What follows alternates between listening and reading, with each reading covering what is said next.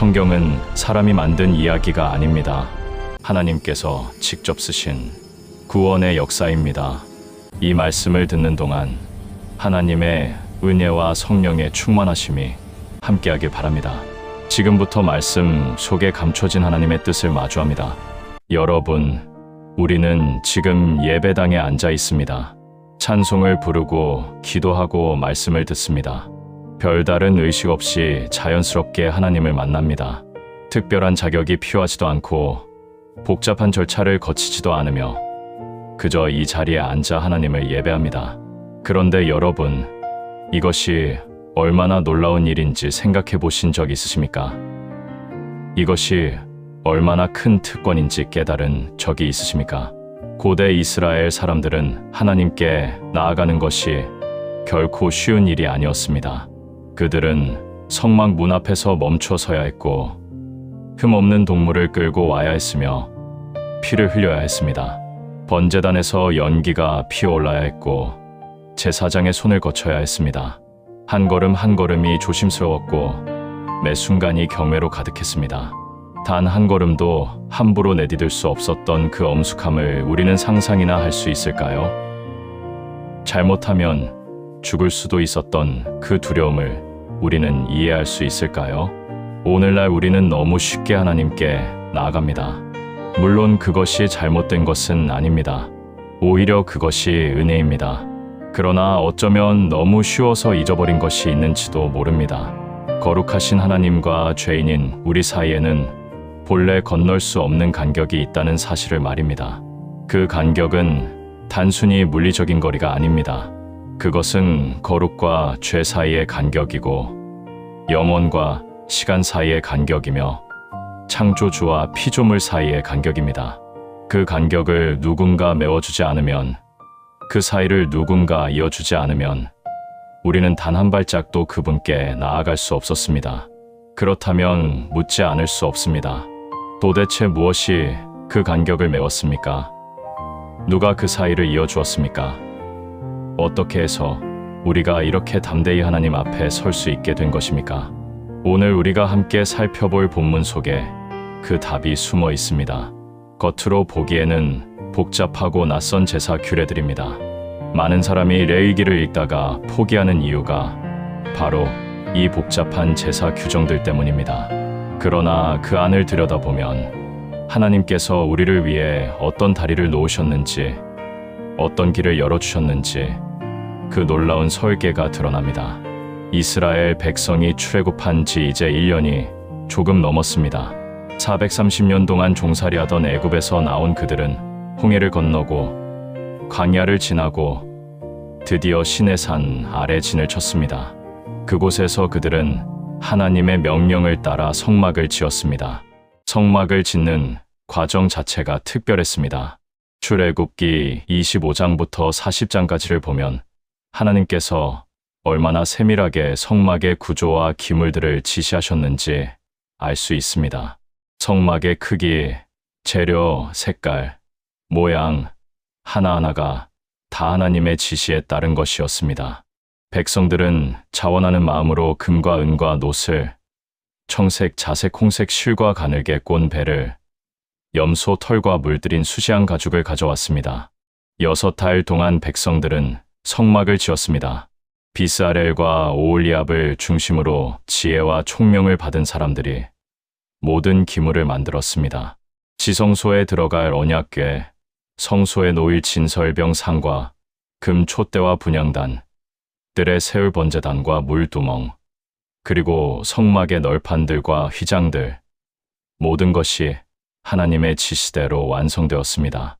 그리고 드디어 출애굽기 40장에 기록된 그날이 왔습니다. 출애굽 제2년 정월 초하루 성막이 세워졌습니다. 모세가 성막을 세우고 기구들을 배치하고 기름을 부어 거룩하게 하였습니다.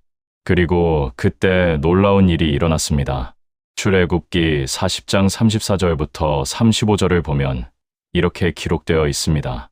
구름이 회막에 덮이고 여호와의 영광이 성막에 충만함에 모세가 회막에 들어갈 수 없었으니 이는 구름이 회막 위에 덮이고 여호와의 영광이 성막의 충만함이었으며 그 영광이 너무 강렬해서 모세조차 회막에 들어갈 수 없었습니다. 백성들은 멀리서 그 광경을 바라보았을 것입니다. 두려움과 경외심으로, 떨림과 전율로 그 광경을 목격했을 것입니다. 하나님께서 그들 가운데 임재하신 것입니다. 이것은 놀라운 축복이었습니다. 창조주 하나님께서 피조물인 인간들의 진영 한복판에 거하시겠다고 하신 것입니다. 그러나 동시에 이것은 큰 문제가 되었습니다. 거룩하신 하나님이 죄인들 한복판에 계신다는 것. 이것은 축복이지만 동시에 위험이기도 했습니다. 빛과 어둠이 어떻게 함께 거할 수 있습니까? 거룩과 죄가 어떻게 한 공간에 존재할 수 있습니까? 성막은 세워졌는데 백성들이 어떻게 그곳으로 나아가야 할지 아무도 모른다는 것이 문제였습니다. 거룩하신 하나님이 계신 곳에 죄인이 어떻게 들어갈 수 있단 말입니까? 무엇을 가지고 가야 합니까? 어떤 절차를 따라야 합니까? 무엇을 준비해야 합니까? 혹시라도 잘못하면 어떻게 됩니까? 이것은 단순한 호기심이 아니라 생존의 문제였습니다. 그들은 이미 목격했습니다. 신의 산에 내려오신 하나님의 거룩함을 말입니다. 출애굽기 19장을 보면 신의 산에 경계선을 정하고 백성들이 함부로 가까이 오지 못하게 했습니다.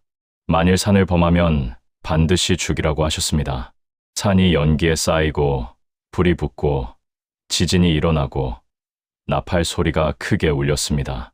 백성들은 심히 두려워 떨었습니다.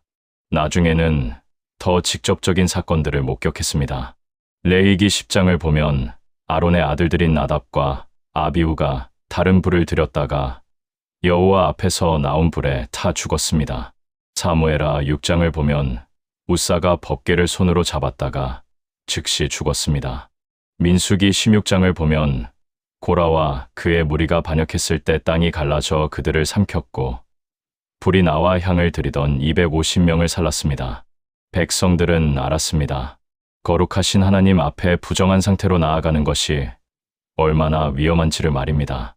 그래서 그들은 물었을 것입니다. 우리가 어떻게 하나님께 나아갈 수 있습니까? 어떤 길이 있습니까? 누가 우리를 인도해 줄 수 있습니까? 바로 이 질문에 답하기 위해 하나님은 레위기를 주셨습니다.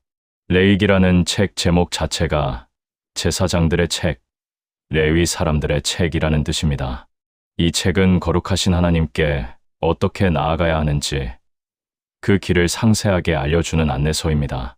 레위기 1장부터 7장까지 하나님은 5가지 제사를 상세하게 설명하십니다. 번제, 소제, 화목제, 속죄제, 속건제입니다. 각 제사마다 어떤 동물을 가져와야 하는지, 어떤 곡식을 준비해야 하는지, 어떻게 잡아야 하는지, 피를 어떻게 다루어야 하는지, 고기를 어떻게 처리해야 하는지, 누가 어떤 부분을 먹을 수 있는지 모든 것이 자세히 설명되어 있습니다. 사람들은 혼란스러워했을 것입니다.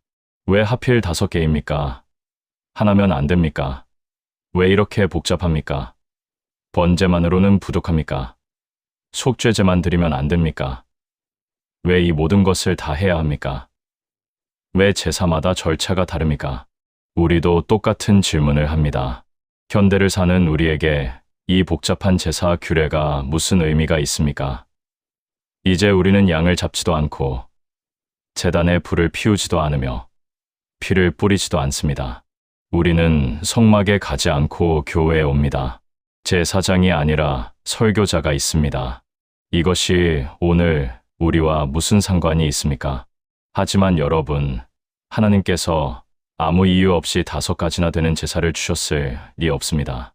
그 안에는 반드시 이유가 있고 목적이 있으며 우리가 발견해야 할 비밀이 숨어 있습니다.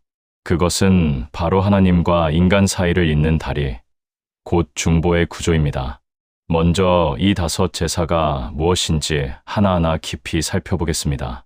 첫 번째는 번제입니다. 레위기 1장에 나오는 이 제사는 히브리어로 올라라고 합니다. 올라간다는 뜻입니다. 왜 그렇게 불렀을까요? 이 제사는 동물 전체를 불태워 연기로 하나님께 올려드리는 제사였기 때문입니다. 다른 제사들은 일부만 태우고 나머지는 제사장이나 제사 드리는 사람이 먹을 수 있었지만 번제는 좌중만 제사장에게 주고 나머지 전부를 태웠습니다. 레위기 1장을 자세히 보면 번제에는 3가지 종류가 있었습니다. 소로 드리는 번제, 양이나 염소로 드리는 번제, 그리고 비둘기로 드리는 번제였습니다. 부자는 소를 드리고 중간층은 양을 드리며 가난한 사람은 비둘기를 드릴 수 있었습니다.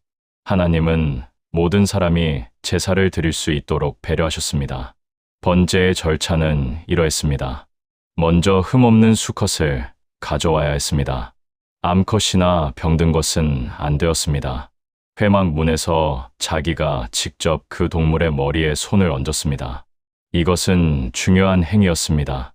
손을 얹음으로써 자기와 재물이 하나가 되는 것을 상징했습니다. 이 동물이 나를 대신합니다. 이 동물의 죽음이 나의 죽음입니다. 그런 고백이 담겨 있었습니다. 그리고 자기 손으로 그 동물을 잡았습니다. 피를 흘리게 했습니다. 생명을 거두었습니다. 그 순간 제사 드리는 사람은 생명의 무게를 느꼈을 것입니다. 이것이 전적인 헌신과 경배를 의미했습니다. 내 모든 것을 하나님께 드린다는 고백이 담긴 제사였습니다. 제사장은 그 피를 받아 제단 사방에 뿌렸습니다. 그리고 동물의 가죽을 벗기고 각을 떴습니다. 머리, 기름, 다리, 내장, 모든 것을 물로 씻은 후 제단 위에 올려놓고 불로 태웠습니다. 연기가 하늘로 올라갔습니다. 이것을 하나님이 흠양하셨다고 표현합니다. 향기로 받으셨다는 뜻입니다. 아침마다, 저녁마다 성막에서 번제가 드려졌습니다. 민수기 28장 3절부터 8절을 보면 상번제, 곧 항상 드리는 번제에 대한 규정이 나옵니다. 하루도 빠짐없이 말입니다. 이것은 우리의 삶 전체가 하나님께 드려져야 한다는 것을 보여주었습니다. 두 번째는 소제입니다. 레위기 2장에서 다루는 이 제사는 다른 제사들과 확연히 다릅니다. 동물이 아니라 곡식으로 드리는 제사이고 피 흘림이 없는 제사입니다.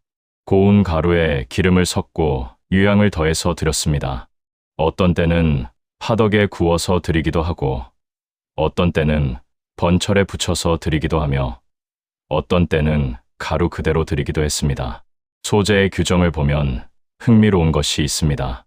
레위기 2장 11절을 보면 여호와께 드리는 소제에는 모두 누룩을 넣지 말지니 너희가 누룩이나 꿀을 여호와께 화제로 드려 사르지 못할지니라고 했습니다. 왜 누룩과 꿀을 금지했을까요? 누룩은 부패를 상징하고 꿀은 발효될 수 있었기 때문입니다.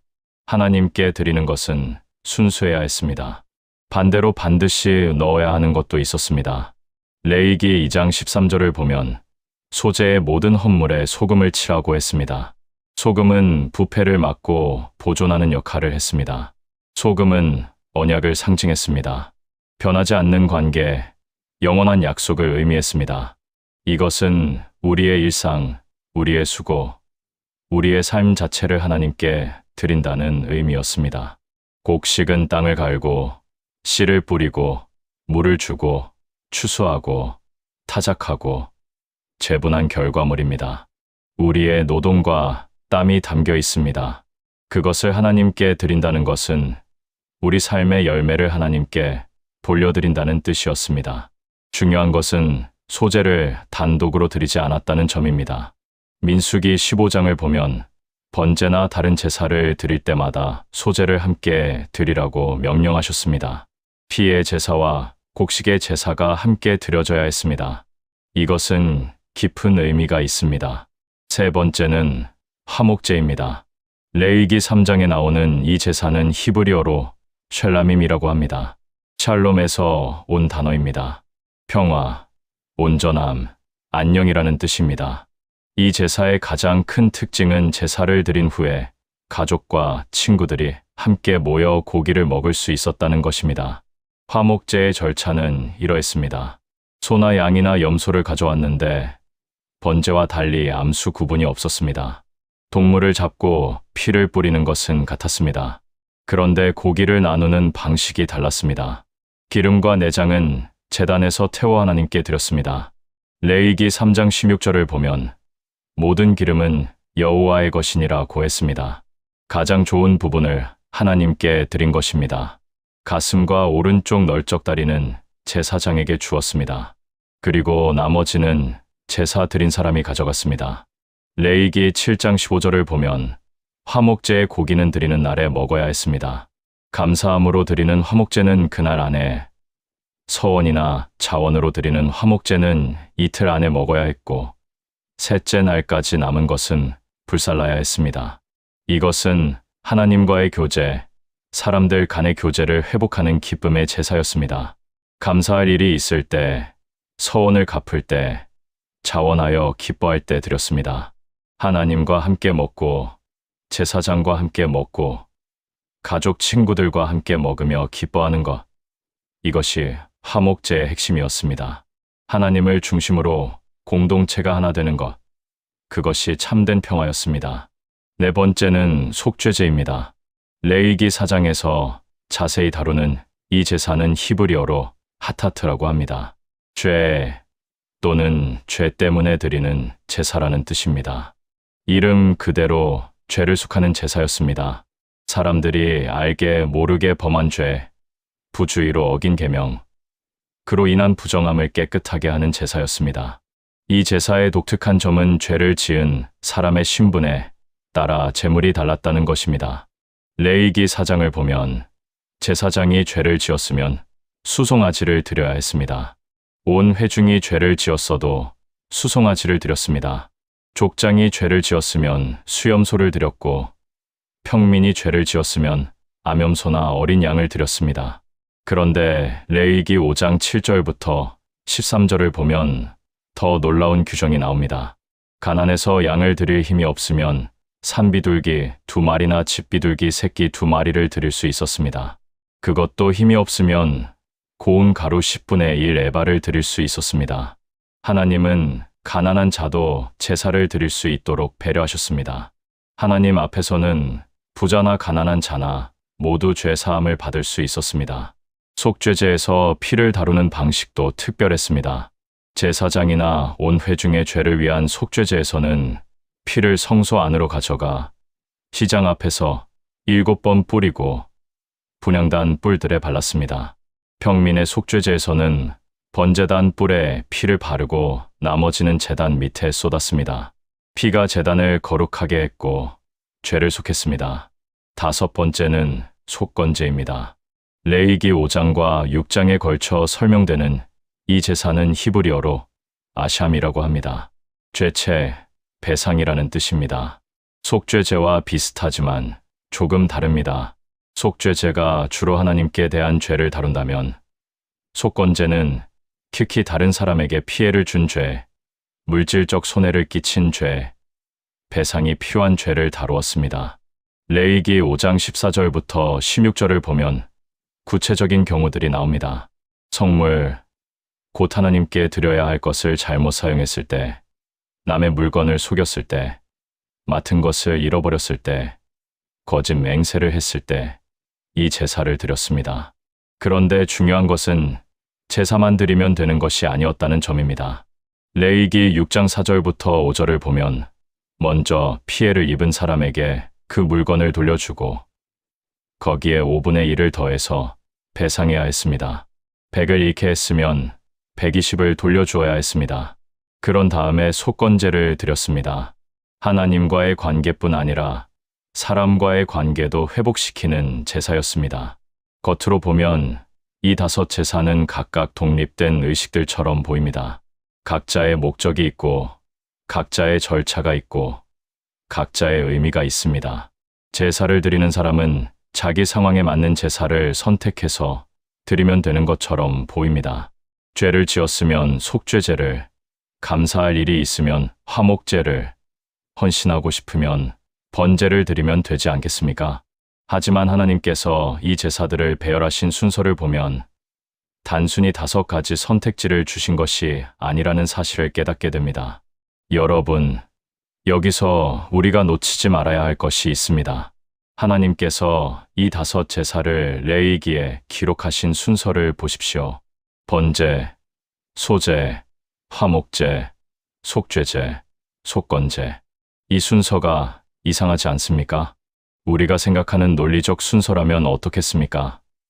먼저 죄를 해결해야 하지 않겠습니까? 속죄제와 속건제로 죄 문제를 먼저 다룬 다음에 번제로 헌신하고 소제로 삶을 드리고 화목제로 기뻐하는 것이 순서 아니겠습니까? 죄인이 거룩하신 하나님께 나아가려면 당연히 죄부터 해결해야 하지 않겠습니까? 그런데 하나님은 번제를 제일 먼저 두셨습니다. 왜 그럴까요? 여기에 첫 번째 비밀이 있습니다. 하나님께서 이 제사들을 통해 보여주시려는 것은 단순히 의식의 순서가 아닙니다. 하나님께서 우리를 바라보시는 시선, 하나님께서 우리를 향해 계획하신 최종 목적을 먼저 보여주시는 것입니다. 하나님은 우리의 죄만 해결하고 끝내려는 것이 아닙니다. 하나님의 궁극적인 목적은 우리가 온전히 그분께 헌신하며 그분과 교제하는 것입니다. 우리가 거룩한 백성이 되는 것이고, 우리가 하나님의 형상을 회복하는 것이며, 우리가 하나님의 영광을 위해 사는 것입니다. 그래서 번제를 먼저 두신 것입니다. 이것이 하나님의 마음입니다. 이것이 하나님께서 우리를 향해 품으신 뜻입니다. 로마서 12장 1절에서 바울이 너희 몸을 하나님이 기뻐하시는 거룩한 산 제물로 드리라. 이는 너희가 드릴 영적 예배니라고 권면한 것도 같은 맥락입니다. 하나님은 우리의 전부를 원하십니다. 그것이 번제의 의미입니다. 일부가 아니라 전부, 가끔이 아니라 항상, 형식이 아니라 실제로 말입니다. 그러나 동시에 하나님은 현실도 아십니다. 우리는 죄인이라는 사실 말입니다. 그래서 속죄제와 속건제를 뒤에 배치하셨습니다. 실제로 사람들이 제사를 드릴 때는 죄 문제를 먼저 다루어야 했습니다. 속죄제로 죄를 씻고 속건제로 관계를 회복한 후에야 비로소 번제를 드릴 수 있었습니다. 여기서 우리는 놀라운 구조를 발견하게 됩니다. 하나님의 목적 번제는 앞에 있고 우리의 현실 속죄제, 속건제는 뒤에 있습니다. 그러나 실제로는 뒤에 있는 것부터 해결하고 앞으로 나아가야 합니다. 이것이 바로 중보의 구조입니다. 하나님과 우리 사이의 간격을 메우는 다리의 설계도입니다. 하나님은 목적지를 먼저 보여주시고 그 다음에 거기에 이르는 길을 보여주십니다. 더 깊이 들어가 봅시다. 모든 제사의 중심에는 무엇이 있습니까? 피입니다. 소제를 제외한 모든 제사에서 피가 핵심적인 역할을 합니다. 레위기 17장 11절을 보면 이렇게 기록되어 있습니다. 육체의 생명은 피에 있음이라 내가 이 피를 너희에게 주어 제단에 뿌려 너희의 생명을 위하여 속죄하게 하였나니 생명이 피에 있으므로 피가 죄를 속하느니라. 이것은 엄청난 선언입니다. 첫째, 생명은 피에 있습니다. 피는 생명을 상징합니다. 피가 흐르면 살고 피가 멈추면 죽습니다. 둘째, 하나님께서 피를 주셨습니다. 하나님께서 생명을 주신 것입니다. 셋째, 그 피로 속죄하게 하셨습니다. 생명을 대신 내어줌으로써 죄를 속할 수 있게 하신 것입니다. 피가 있어야 죄가 속함을 받습니다. 피가 있어야 하나님께 나아갈 수 있습니다. 피 없이는 죄 사함이 없습니다. 히브리서 9장 22절에서도 율법을 따라 거의 모든 물건이 피로써 정결하게 되나니 피 흘림이 없은즉 사함이 없느니라고 말씀합니다. 그런데 이 피는 누가 다룹니까? 제사를 드리는 사람이 직접 피를 뿌리지 않습니다. 동물을 잡는 것까지는 제사 드리는 사람이 할 수 있었지만 피를 다루는 것은 반드시 제사장의 손을 거쳐야 했습니다. 제사장이 피를 받아서 제단에 뿌리고 어떤 제사에서는 성소 안으로 가져가고 1년에 한 번 대속죄일에는 지성소에까지 가져갔습니다. 여기서 제사장의 역할을 깊이 보십시오. 그는 백성과 하나님 사이에 서 있습니다. 한쪽 손으로는 백성을 붙잡고 다른 한쪽 손으로는 하나님께 나아갑니다. 그가 피를 가지고 중간에서 움직입니다. 백성은 제사장 없이 하나님께 나아갈 수 없고 하나님은 제사장을 통해 백성을 만나십니다. 이것이 중보입니다. 출애굽기 28장을 보면 제사장의 의복에 대한 규정이 나옵니다. 특히 대제사장의 흉패에는 이스라엘 12지파의 이름이 새겨진 보석들이 달려 있었습니다. 출애굽기 28장 29절을 보면 아론이 성소에 들어갈 때에는 이스라엘 아들들의 이름을 기록한 이 판결 흉패를 가슴에 붙여 여호와 앞에 영원한 기념을 삼을 것이니라고 했습니다. 하나님 앞에 설 때마다 백성을 기억하며 그들을 위해 간구하라는 뜻이었습니다. 제사장은 백성의 죄를 자기 것처럼 짊어지고 하나님 앞에 나아갑니다. 백성의 재물을 가지고 가고 백성의 기도를 올려드리고 백성을 위해 중재합니다. 레위기 16장을 보면 대속죄일에 대제사장이 2마리 염소를 가져왔습니다. 한 마리는 여호와를 위한 것이고 한 마리는 아사셀을 위한 것이었습니다. 여호와를 위한 염소는 잡아서 그 피를 지성소에 가져갔고 아사셀 염소에게는 백성의 모든 죄를 전가시켜 광야로 보냈습니다. 제사장이 백성과 하나님 사이에서 모든 것을 처리했습니다. 제단 자체도 중보의 상징입니다. 제단은 땅에 세워졌지만 하늘을 향해 연기가 올라갑니다. 제단은 하늘과 땅이 만나는 지점입니다. 하나님께서 내려오시는 곳이고 사람이 올라가는 곳입니다. 야곱이 베델에서 꿈에 본 사다리처럼 제단은 하나님과 인간을 잇는 통로였습니다. 제단 없이는 만남이 없습니다. 창세기 28장 12절을 보면 야곱이 꿈에 보았던 사다리가 나옵니다. 꿈에 본즉 사닥다리가 땅 위에 서 있는데 그 꼭대기가 하늘에 닿았고 또 본즉 하나님의 사자들이 그 위에서 오르락내리락하고 이 사다리가 바로 제단의 의미였습니다. 하늘과 땅을 잇는 다리, 하나님과 인간을 연결하는 통로였습니다. 이제 5 제사를 다시 보십시오. 번제는 완전한 헌신의 제사지만 그 헌신도 피 흘림을 통해서만 가능합니다. 동물을 잡고 각을 뜨고 제단에 올려놓고 불로 태워야 했습니다. 생명이 드려져야 했습니다. 소제는 피가 없는 제사지만 반드시 번제와 함께 드려져야 했습니다. 민수기 15장을 보면 번제나 다른 제사를 드릴 때마다 소제도 함께 드리라고 명령하셨습니다. 피의 제사 없이 곡식의 제사만 드릴 수 없었습니다. 화목제는 기쁨의 제사지만 역시 피 흘림이 있어야 했습니다. 평화와 기쁨도 피의 대가 위에 세워지는 것입니다. 속죄제와 속건제는 더 말할 것도 없이 피가 핵심입니다. 특히 속죄제의 피는 제단뿐 아니라 성소의 휘장 앞에, 분향단에, 그리고 대속죄일에는 지성소의 속죄소에까지 뿌려졌습니다. 모든 제사가 피를 중심으로 연결되어 있고 모든 제사에서 제사장이 중보자 역할을 합니다. 이것은 우연이 아닙니다. 하나님께서 의도하신 설계입니다. 하나님은 이 5 제사를 통해 말씀하고 계십니다. 너희가 나에게 나아오려면 반드시 중보자가 필요하다. 피가 필요하다. 생명의 대가가 지불되어야 한다. 누군가 너희와 나 사이에 서서 다리 역할을 해야 한다. 그런데 여기서 한 가지 더 주목해야 할 것이 있습니다.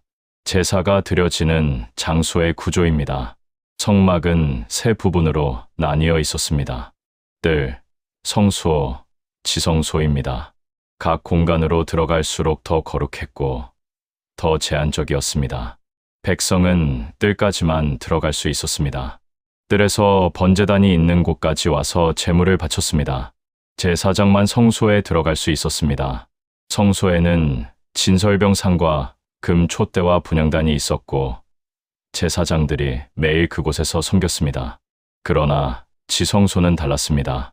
대제사장만 1년에 한 번 속죄일에 지성소에 들어갈 수 있었습니다. 지성소에는 하나님의 임재를 상징하는 속죄소가 있었습니다. 언약궤 위에 금으로 만든 속죄소가 있었고 그 양쪽에 그룹들이 날개를 펴서 속죄소를 덮고 있었습니다. 그곳에서 하나님께서 백성과 만나셨습니다. 출애굽기 25장 22절을 보면 거기서 내가 너와 만나고 라고 하셨습니다. 그곳에 대제사장이 피를 뿌려야 백성의 죄가 온전히 속함을 받았습니다. 레위기 16장 14절부터 15절을 보면 대제사장이 수송아지의 피와 염소의 피를 가지고 지성소에 들어가 속죄소 위와 속죄소 앞에 뿌렸습니다.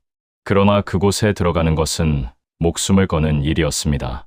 레위기 16장 2절을 보면 하나님께서 아론에게 경고하셨습니다. 지성소 휘장 안속죄소 앞에 무시로 들어가지 말아서 죽지 않도록 하라. 대제사장은 허리에 방울을 달고 들어갔는데 밖에서 방울 소리가 들리지 않으면 죽은 것으로 간주했다는 전승이 있습니다. 발목에 줄을 묶어서 혹시 죽으면 시체를 끌어낼 수 있게 했다고도 합니다. 이것이 거룩하신 하나님 앞에 나아가는 것의 무게였습니다. 이 모든 것이 가르쳐 주는 것은 무엇입니까? 거룩하신 하나님께 나아가는 것은 결코 가볍게 여길 일이 아니라는 것입니다. 반드시 중보자가 필요하고 반드시 피가 필요하며 반드시 정해진 방식을 따라야 한다는 것입니다. 그리고 이 모든 것은 장차 올 완전한 중보자를 가리키는 그림자였습니다. 그러나 여러분, 이 제사 제도에는 근본적인 한계가 있었습니다. 아무리 제사를 드려도 완전하지 않았습니다. 제사를 드린 다음 날이면 또 죄를 짓고 다시 제사를 드려야 했습니다. 끝이 없었습니다. 양의 피가 죄를 덮을 수는 있었지만 완전히 없앨 수는 없었습니다. 히브리서 10장 1절부터 4절을 보면 이 한계가 명확히 드러납니다. 율법은 장차 올 좋은 일의 그림자일 뿐이요 참 형상이 아님으로 해마다 늘 드리는 같은 제사로는 나오는 자들을 언제나 온전하게 할 수 없느니라. 그렇지 아니하면 섬기는 자들이 단번에 정결하게 되어 다시 죄를 깨닫는 일이 없으리니 어찌 드리는 일을 그치지 아니하였으리요. 그러나 이 제사들은 해마다 죄를 기억하게 하는 것이 있나니 이는 황소와 염소의 피가 능히 죄를 없이 하지 못함이라. 율법의 제사들은 그림자였습니다. 실체가 아니라 실체를 가리키는 그림자였습니다. 해마다, 날마다 반복해야 하는 제사는 완전한 해결책이 아니었습니다. 오히려 그 반복성이 불완전함을 증거했습니다. 만일 완전했다면 한 번으로 충분했을 것입니다. 제사장도 마찬가지였습니다. 제사장 자신도 죄인이었기에 먼저 자기를 위해 제사를 드린 후에야 백성을 위해 제사를 드릴 수 있었습니다. 레위기 16장 6절을 보면 아론은 자기를 위한 속죄제의 수송아지를 드려 자기와 권속을 위하여 속죄하고라고 했습니다. 대제사장도 속죄일에 먼저 자기 죄를 위해 속죄 제사를 드렸습니다. 자기도 죄에서 자유롭지 못한 불완전한 중보자였던 것입니다. 더구나 제사장도 죽습니다. 대제사장이 죽으면 다른 사람이 그 직분을 이어받아야 했습니다. 히브리서 7장 23절은 이렇게 말합니다. 제사장 된 자들이 많은 것은 죽음으로 말미암아 항상 잊지 못함이로되 죽음이 그들의 사역을 중단시켰습니다. 영원히 섬길 수 있는 제사장이 없었습니다. 해마다 반복되는 제사, 날마다 드려지는 제사, 대를 이어 교체되는 제사장들. 그것은 완전한 해결이 아니라 임시방편이었습니다. 이스라엘 백성은 어렴풋이 알고 있었습니다. 언젠가는 완전한 제사가 있어야 한다는 것을, 언젠가는 완전한 제사장이 와야 한다는 것을, 언젠가는 이 모든 그림자가 가리키는 실체가 나타나야 한다는 것을 말입니다. 선지자들도 이것을 예언했습니다. 이사야 53장은 고난받는 종에 대해 예언하면서 그가 우리의 죄를 담당할 것이라고 말했습니다. 이사야 53장 4절부터 6절을 보십시오. 그는 실로 우리의 질고를 지고 우리의 슬픔을 당하였거늘 우리는 생각하기를 그는 징벌을 받아 하나님께 맞으며 고난을 당한다 하였노라. 그가 찔림은 우리의 허물 때문이요 그가 상함은 우리의 죄악 때문이라. 그가 징계를 받음으로 우리는 평화를 누리고 그가 채찍에 맞음으로 우리는 나음을 받았도다. 우리는 다 양 같아서 그릇 행하여 각기 제 길로 갔거늘 여호와께서는 우리 모두의 죄악을 그에게 담당시키셨도다. 예레미야 31장은 새 언약에 대해 예언하면서 하나님께서 우리의 죄를 다시 기억하지 않으실 것이라고 말했습니다. 예레미야 31장 33절부터 34절을 보면 그러나 그날 후에 내가 이스라엘 집과 맺을 언약은 이러하니 곧 내가 나의 법을 그들의 속에 두며 그들의 마음에 기록하여 나는 그들의 하나님이 되고 그들은 내 백성이 될 것이라. 여호와의 말씀이니라. 그들이 다시는 각기 이웃과 형제를 가리켜 이르기를 너는 여호와를 알라 하지 아니하리니 이는 작은 자로부터 큰 자까지 다 나를 알기 때문이라. 내가 그들의 악행을 사하고 다시는 그 죄를 기억하지 아니하리라. 여호와의 말씀이니라. 그리고 그 기다림의 시간이 끝났습니다. 신약으로 넘어가면 우리는 히브리서를 만나게 됩니다. 히브리서의 저자는 5대 제사를 잘 알고 있었던 사람입니다. 그는 레위 제사 제도에 정통했고 그것의 의미를 깊이 이해했으며 이제 그 실체가 나타났다고 선포합니다. 히브리서 9장 11절부터 12절을 보십시오. 그리스도께서는 장래 좋은 일의 대제사장으로 오사 손으로 짓지 아니한 것 곧 이 창조에 속하지 아니한 더 크고 온전한 장막으로 말미암아 염소와 송아지의 피로 하지 아니하고 오직 자기의 피로 영원한 속죄를 이루사 단번에 성소에 들어가셨느니라. 예수 그리스도께서 대제사장으로 오셨습니다. 그러나 그분은 아론의 반열이 아니라 멜기세덱의 반열을 따른 제사장이셨습니다. 히브리서 7장을 보면 멜기세덱에 대한 설명이 나옵니다. 멜기세덱은 시작도 없고 끝도 없이 항상 제사장으로 있는 자로 묘사되었습니다. 이것은 영원한 제사장직을 상징했습니다. 예수님은 아론의 후손이 아니셨습니다. 유다 지파에서 나셨습니다. 율법에 따르면 제사장이 될 수 없었습니다. 그러나 하나님께서 친히 세우신 제사장이셨습니다. 히브리서 7장 26절부터 28절에서 이렇게 말합니다. 이러한 대제사장은 우리에게 합당하니 거룩하고 악이 없고 더러움이 없고 죄인에게서 떠나 계시고 하늘보다 높이 되시니라. 그는 저 대제사장들이 먼저 자기 죄를 위하고 다음에 백성의 죄를 위하여 날마다 제사 드리는 것과 같이 할 필요가 없으니 이는 그가 단번에 자기를 들여 이루셨음이라. 율법은 약점을 가진 사람들을 제사장으로 세웠거니와 율법 후에 하신 맹세의 말씀은 영원히 온전하게 되신 아들을 세우셨느니라. 더욱 놀라운 것은 그분이 제사장인 동시에 제물이 되셨다는 사실입니다. 5대 제사에서는 제사장이 따로 있고 양이 따로 있었습니다. 제사장은 살고 양은 죽었습니다. 제사장은 양의 피를 가지고 하나님께 나아갔습니다. 그러나 예수님은 제사장으로 오셔서 자기 자신을 제물로 드리셨습니다. 히브리서 9장 26절은 이렇게 말합니다. 그리스도께서는 세상 끝에 단번에 나타나사 자기를 제물로 드려 죄를 없이 하셨느니라. 제사장이면서 동시에 제물이라는 것. 이것은 이전에는 상상할 수 없었던 일입니다. 그러나 이것이야말로 완전한 제사였습니다. 제사장과 제물이 하나가 되었기 때문입니다. 중보자가 자기 자신을 드렸기 때문입니다. 번제가 요구했던 완전한 헌신을 그분이 이루셨습니다. 그분은 온 생애를 하나님께 드리셨고 마지막에는 십자가에서 자신의 몸 전체를 드리셨습니다. 빌립보서 2장 8절은 이렇게 말합니다. 사람의 모양으로 나타나사 자기를 낮추시고 죽기까지 복종하셨으니 곧 십자가에 죽으심이라. 완전한 순종, 완전한 헌신이었습니다. 소재가 상징했던 온전한 삶을 그분이 사셨습니다. 그분은 죄 없으신 분이셨고 온전히 순종하셨으며 하나님께 영광을 돌리는 삶을 사셨습니다. 히브리서 4장 15절은 이렇게 증거합니다.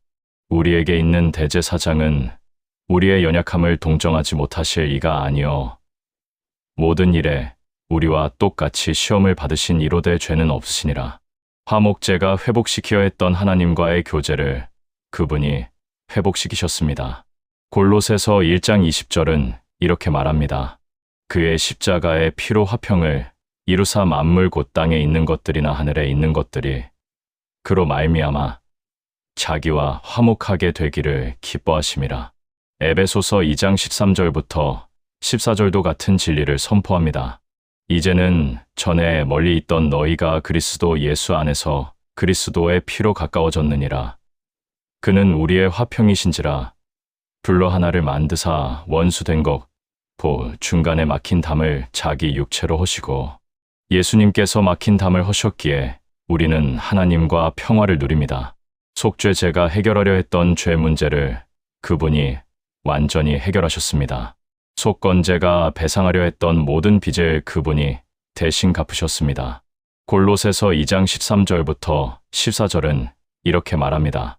또 범법과 육체의 무할례로 죽었던 너희를 하나님이 그와 함께 살리시고 우리의 모든 죄를 사하시고 우리를 거스르고 불리하게 하는 법조문으로 쓴 증서를 지우시고 제하여 버리사 십자가에 못 박으시고 5대 제사 전체가 한 분을 가리키고 있었습니다.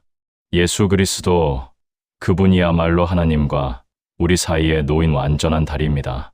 그분이야말로 참된 중보자입니다. 디모데전서 2장 5절부터 6절은 이 진리를 명확하게 선포합니다. 하나님은 한 분이시여 또 하나님과 사람 사이에 중보자도 한 분이시니 곧 사람이신 그리스도 예수라. 그가 모든 사람을 위하여 자기를 대속물로 주셨으니 기약이 이르러 주신 증거니라. 레위기의 제사장들은 성막 안으로 들어가 제사를 드렸지만 예수님은 하늘 성소로 들어가셨습니다. 히브리서 9장 24절에서 이렇게 말합니다.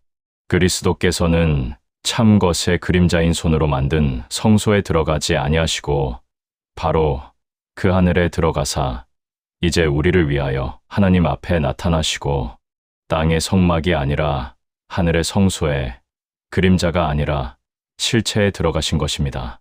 그리고 지금 이 순간에도 예수님은 하늘에서 우리를 위해 중보하고 계십니다. 로마서 8장 34절은 이렇게 증언합니다. 죽으실 뿐 아니라 다시 살아나신 이는 그리스도 예수시니 그는 하나님 우편에 계신 자요 우리를 위하여 간구하시는 자신이라. 히브리서 7장 25절도 같은 약속을 줍니다. 그러므로 자기를 힘입어 하나님께 나아가는 자들을 온전히 구원하실 수 있으니 이는 그가 항상 살아 계셔서 그들을 위하여 간구하심이라. 레위 제사장들은 죽었지만 예수님은 영원히 살아계십니다. 레위 제사장들의 제사는 반복되었지만 예수님의 제사는 단번에 드려졌습니다. 레위 제사장들의 피는 덮을 뿐이었지만 예수님의 피는 완전히 씻어줍니다. 이것이 완전한 중보입니다. 그렇다면 이것이 오늘 우리에게 무슨 의미입니까? 우리는 더 이상 성막에 가지 않고 양을 끌고 가지 않으며 제사를 드리지 않습니다. 제사장을 통하지 않고도 하나님께 기도합니다. 지성소에 들어가지 않아도 하나님을 만날 수 있습니다. 그러나 우리가 알아야 할 진리가 있습니다. 우리가 지금 이 자리에서 하나님을 예배할 수 있는 것은, 우리가 기도할 수 있는 것은, 우리가 하나님을 아버지라 부를 수 있는 것은 모두 중보자 예수 그리스도 때문이라는 사실입니다. 5대 제사가 가르쳐주는 것은 단순한 역사적 사실이 아닙니다. 그것은 지금도 유효한 영적 원리입니다. 죄인인 우리가 거룩하신 하나님께 나아가려면 반드시 중보자가 필요하다는 것. 그 중보자는 오직 예수 그리스도뿐이라는 것입니다. 요한복음 14장 6절에서 예수님은 이렇게 말씀하셨습니다. 내가 곧 길이요 진리요 생명이니 나로 말미암지 않고는 아버지께로 올 자가 없느니라. 이것은 배타적인 선언이 아니라 구원의 진리입니다. 다른 길이 막혔다는 것이 아니라 이미 완전한 길이 열렸다는 선포입니다. 다른 길을 찾을 필요가 없다는 것입니다. 왜냐하면 가장 완벽한 길이 이미 준비되어 있기 때문입니다. 번제가 요구했던 전적인 헌신을 우리는 예수님 안에서 발견합니다. 우리 힘으로는 온전히 헌신할 수 없습니다. 우리는 연약하고 불완전합니다. 그러나 예수님께서 이미 온전히 헌신하셨기에 우리는 그분 안에서 하나님께 나아갈 수 있습니다. 우리의 불완전한 헌신을 그분의 완전한 헌신이 덮어줍니다. 소재가 상징했던 일상의 거룩함도 마찬가지입니다. 우리의 삶이 불완전해도, 우리의 수고가 부족해도, 우리의 헌신이 온전하지 못해도 예수님의 온전한 삶이 우리를 덮기에 하나님께서 우리를 받아주십니다. 우리가 드리는 모든 것이 예수님의 이름으로 드려질 때 하나님께 향기로운 제사가 됩니다. 화목제가 회복시키려 했던 교제도 예수님 안에서 이루어졌습니다. 에베소서 2장 13절부터 18절을 보십시오. 이제는 전에 멀리 있던 너희가 그리스도 예수 안에서 그리스도의 피로 가까워졌느니라. 그는 우리의 화평이신지라. 불로 하나를 만드사 원수된 것 곧 중간에 막힌 담을 자기 육체로 허시고 원수된 것을 십자가로 소멸하시고 이 둘로 한 세 사람을 지어 화평하게 하시고 또 십자가로 이 둘을 한 몸으로 만드사 하나님과 화목하게 하려 하심이라. 원수된 것을 십자가로 소멸하시니라. 또 오셔서 먼데 있는 너희에게 평안을 전하시고 가까운 데 있는 자들에게 평안을 전하셨으니 이는 그로 말미암아 우리 둘이 한 성령 안에서 아버지께 나아감을 얻게 하려 하심이라. 예수님께서 막힌 담을 허셨기에 우리는 하나님과 평화를 누립니다. 속죄죄와 속건죄가 다루려 했던 죄 문제는 더욱 분명합니다. 우리가 매일 짓는 죄, 알게 모르게 저지르는 허물들, 우리가 다른 사람에게 끼친 해악들, 그 모든 것을 예수님의 피가 깨끗하게 합니다. 요한일서 1장 7절에서 이렇게 약속합니다. 그 아들 예수의 피가 우리를 모든 죄에서 깨끗하게 하실 것이요. 요한일서 2장 1절부터 2절도 말합니다. 나의 자녀들아, 내가 이것을 너희에게 쓰면 너희로 죄를 범하지 않게 하려 함이라. 만일 누가 죄를 범하여도 아버지 앞에서 우리에게 대언자가 있으니 곧 의로우신 예수 그리스도시라. 그는 우리 죄를 위한 화목 제물이니 우리만 위할 뿐 아니요 온 세상의 죄를 위하심이라. 이것은 우리에게 무한한 자유를 줍니다. 우리는 더 이상 제사 규례에 매일 필요가 없습니다. 더 이상 우리의 행위로 하나님께 나아가려 애쓸 필요가 없습니다. 더 이상 우리 자신의 의로움을 쌓으려 노력할 필요가 없습니다. 예수님이라는 완전한 다리가 이미 놓였기 때문입니다. 히브리서 10장 19절부터 23절은 이렇게 초대합니다. 그러므로 형제들아, 우리가 예수의 피를 힘입어 성소에 들어갈 담력을 얻었나니 그 길은 우리를 위하여 시장 가운데로 열어놓으신 새로운 살 길이요. 시장은 곧 그의 육체니라. 또 하나님의 집 다스리는 큰 제사장이 계심에 우리가 마음의 뿌림을 받아 악한 양심으로부터 벗어나고 몸은 맑은 물로 씻음을 받았으니 참 마음과 온전한 믿음으로 하나님께 나아가자. 또 약속하신 이는 미쁘시니 우리가 믿는 도리의 소망을 움직이지 말며 굳게 잡자. 예수님의 십자가 죽음으로 성소와 지성소를 가로막던 휘장이 찢어졌습니다. 마태복음 27장 51절을 보면 이에 성소 휘장이 위로부터 아래까지 찢어져 둘이 되고 땅이 진동하며 바위가 터지고 라고 기록되어 있습니다. 위에서 아래로 찢어졌다는 것은 하나님께서 친히 찢으셨다는 뜻입니다. 이제 길이 열렸습니다. 누구든지 예수님을 통해 하나님께 나아갈 수 있게 되었습니다. 5대 제사의 복잡한 규례들이 결국 우리에게 가르쳐 주는 것은 이것입니다. 하나님께 나아가는 길은 있지만 그 길은 우리가 만드는 것이 아니라 하나님께서 만드신 것이고 그 길의 이름은 예수 그리스도라는 것입니다. 그리고 그 길은 영원히 열려 있습니다. 이제 우리는 어떻게 살아야 합니까? 5대 제사가 가르쳐준 중보의 진리를 아는 우리는 어떤 선택을 해야 합니까? 첫째로, 우리는 예수님을 통하지 않고는 하나님께 나아가려는 모든 시도를 내려놓아야 합니다. 우리의 선행으로, 우리의 헌신으로, 우리의 경건으로 하나님께 인정받으려는 노력을 멈추어야 합니다. 그것은 이미 완성된 제사에 무언가를 더하려는 것이고 완전한 중보자 외에 다른 길을 찾으려는 것이며 예수님의 피로 값주고 산 구원에 우리의 공로를 섞으려는 것입니다. 갈라디아서 2장 21절에서 바울은 이렇게 경고합니다. 내가 하나님의 은혜를 패하지 아니하노니 만일 의롭게 되는 것이 율법으로 말미암으면 그리스도께서 헛되이 죽으셨느니라. 예수님의 중보 사역이 완전하다면 우리가 더할 것이 없습니다.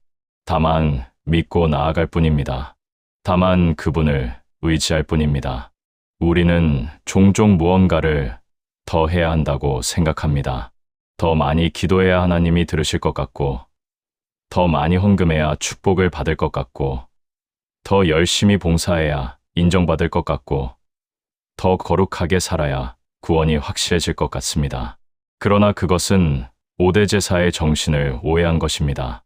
제사는 우리의 공로를 쌓는 수단이 아니라 하나님의 은혜를 받는 통로였습니다. 제사를 드리는 것 자체가 우리를 의롭게 한 것이 아니라 제사를 통해 나타난 하나님의 용서가 우리를 의롭게 했습니다. 둘째로, 우리는 담대함을 가져야 합니다. 5대 제사 시대의 사람들은 두려움으로 성막에 나아갔습니다. 혹시라도 규례를 어기면 죽을 수 있었기 때문입니다. 지성소는 대제사장도 1년에 한 번밖에 들어갈 수 없는 곳이었고, 그마저도 목숨을 걸어야 했습니다. 그러나 이제는 다릅니다. 예수님께서 이미 모든 것을 이루셨기에 우리는 담대히 은혜의 보좌 앞으로 나아갈 수 있습니다. 히브리서 4장 16절은 이렇게 권면합니다. 그러므로 우리는 긍휼하심을 받고 때를 따라 돕는 은혜를 얻기 위하여 은혜의 보좌 앞에 담대히 나아갈 것이니라. 담대함은 교만이 아니라 확신입니다. 우리 자신을 믿는 것이 아니라 중보자를 믿는 것입니다. 우리의 의로움 때문이 아니라 예수님의 의로움 때문에 나아가는 것입니다. 우리의 자격 때문이 아니라 예수님께서 우리에게 주신 자격 때문에 나아가는 것입니다. 셋째로, 우리는 깊은 감사를 가져야 합니다. 이스라엘 백성이 날마다 제사를 드렸던 것을 생각해 보십시오. 그들에게는 끝이 없었습니다.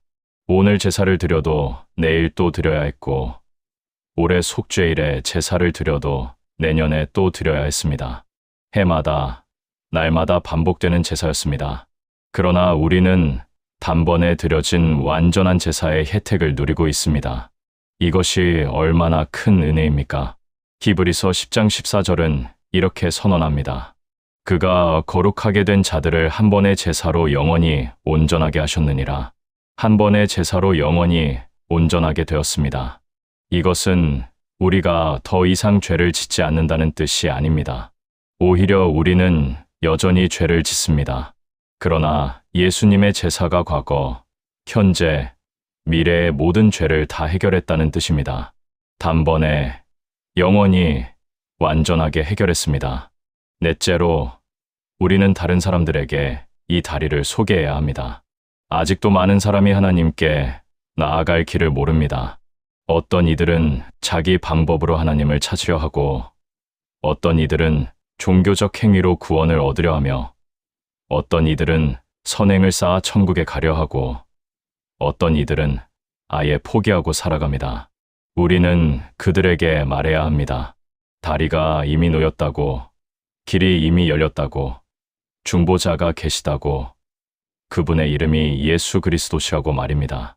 사도행전 4장 12절의 선포를 기억하십시오.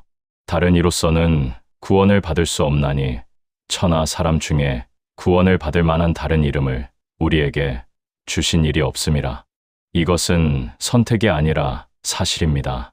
다른 길이 없다는 제안이 아니라 확실한 길이 있다는 선포입니다. 우리를 구원할 수 있는 다른 이름이 없다는 것은 우리를 절망시키는 것이 아니라 확실한 구원자가 있다는 소식입니다. 다섯째로, 우리는 이 진리 안에서 서로를 격려해야 합니다. 우리 모두는 불완전한 사람들입니다. 때로는 넘어지고, 때로는 실패하며, 때로는 하나님을 의심하기도 하고, 때로는 믿음이 약해지기도 합니다. 그럴 때마다 우리는 서로에게 상기시켜야 합니다. 우리의 구원이 우리의 완전함에 달려있지 않고 중보자의 완전함에 달려있다는 것을 말입니다. 우리의 신실함이 아니라 하나님의 신실하심이 우리를 지키신다는 것을 말입니다. 여섯째로, 우리는 중보자를 닮아가야 합니다. 예수님께서 우리를 위해 중보하신다면 우리도 다른 사람들을 위해 중보 기도해야 합니다. 예수님께서 자신을 드리셨다면 우리도 다른 사람들을 위해 자신을 드려야 합니다. 예수님께서 다리가 되어 주셨다면 우리도 누군가에게 다리가 되어 주어야 합니다. 물론 구원의 의미에서가 아니라 사랑과 섬김의 의미에서 말입니다. 여러분, 오늘 우리는 5대 제사에 감추어진 비밀을 보았습니다. 그것은 바로 중보의 구조였습니다. 하나님과 우리 사이를 잇는 다리, 그 다리를 놓기 위한 하나님의 정교한 설계를 보았습니다. 번제에서 시작해 속건제로 끝나는 그 5 제사는 각각 독립된 의식이 아니라 하나의 완전한 그림이었습니다. 그 그림은 예수 그리스도를 가리키고 있었습니다. 제사장과 제물, 피와 제단, 성막과 지성소, 성소와 휘장, 이 모든 것이 한 분을 증거했습니다. 이제 우리는 압니다. 우리가 예배하는 이 순간, 우리가 기도하는 이 시간, 우리가 하나님을 아버지라 부르는 이 특권, 우리가 성경을 읽고 말씀을 듣는 이 은혜, 우리가 찬양하고 감사하는 이 자유, 이 모든 것이 중보자 예수 그리스도로 말미암은 것임을 말입니다. 그분 없이는 한 걸음도 하나님께 나아갈 수 없었을 것입니다. 하나님께서 5대 제사를 통해 보여주신 것은 단순한 종교 의식이 아니었습니다. 그것은 구원의 청사진이었고 은혜의 설계도였으며 사랑의 계획이었고 영원한 언약의 약속이었습니다. 하나님께서는 처음부터 우리를 위한 완전한 길을 준비하고 계셨습니다. 그 길이 완성되기까지 수백 년, 수천 년이 걸렸지만 하나님은 포기하지 않으셨고 약속을 지키셨습니다. 레위기 1장부터 7장까지의 모든 규정, 모든 절차, 모든 세부 사항이 결국 한 분을 가리켰습니다. 흠없는 제물은 죄 없으신 예수님을, 피 흘림은 십자가의 피를, 제사장의 중보는 영원한 대제사장의 사역을, 제단의 연기는 하늘로 올라가신 그분을, 지성소의 속죄는 완전한 속죄를 가리켰습니다. 그 길을 따라 오늘도 우리는 하나님께 나아갑니다. 두려움 없이 담대하게 확신을 가지고 기쁨으로 나아갑니다. 왜냐하면 우리와 하나님 사이에 예수님이 계시기 때문입니다. 그분이 우리의 중보자시기 때문입니다. 그분이 우리를 위해 하나님 앞에 서 계시기 때문입니다. 그분이 지금도 우리를 위해 간구하고 계시기 때문입니다. 이제 이 예배를 마치고 세상으로 나갈 때 우리는 이 진리를 붙잡고 나가야 합니다. 언제 어디서든 하나님께 나아갈 수 있다는 확신, 어떤 상황에서도 하나님의 은혜를 구할 수 있다는 담대함, 어떤 죄를 지어도 용서받을 수 있다는 소망, 그 확신과 담대함과 소망은 우리 자신에게서 나오는 것이 아니라 중보자 예수 그리스도에게서 나옵니다. 하나님과 사람 사이에 놓인 완전한 다리, 그 다리는 결코 무너지지 않을 것입니다. 히브리서 7장 25절이 약속하는 것처럼 그러므로 자기를 힘입어 하나님께 나아가는 자들을 온전히 구원하실 수 있으니 이는 그가 항상 살아 계셔서 그들을 위하여 간구하심이라. 지금 이 순간에도 예수님은 하늘 보좌 우편에서 우리를 위해 간구하고 계십니다. 우리가 넘어질 때도, 우리가 연약할 때도, 우리가 의심할 때도, 우리가 실패할 때도 그분은 우리를 포기하지 않으시고 끊임없이 중보하십니다. 이것이 우리의 소망입니다. 이것이 우리의 확신입니다. 이것이 우리가 날마다 살아갈 수 있는 이유입니다. 5대 제사가 가르쳐준 진리를 기억하십시오. 우리는 중보자 없이 하나님께 나아갈 수 없지만 감사하게도 완전한 중보자가 계십니다. 그분의 이름은 예수 그리스도이시고 그분은 어제나 오늘이나 영원토록 동일하신 우리의 대제사장이십니다. 번제단에 불이 꺼지지 않고 계속 타올랐던 것처럼 예수님의 중보 사역도 멈추지 않습니다. 레위기 6장 13절은 이렇게 말합니다. 불은 제단 위에 항상 피워 꺼지지 않게 할지니라. 이것은 예수님의 영원한 중보를 예표합니다. 그분의 사랑은 식지 않고 그분의 은혜는 끝나지 않으며 그분의 중보는 멈추지 않습니다. 우리의 대제사장, 우리의 중보자, 우리의 다리 되신 예수 그리스도를 찬양하며 그분을 의지하여 하나님 앞에 담대히 나아가고 그 은혜 안에서 날마다 살아가며 그 사랑을 다른 사람들에게 전하는 우리 모두가 되기를 주님의 이름으로 축원합니다. 아멘.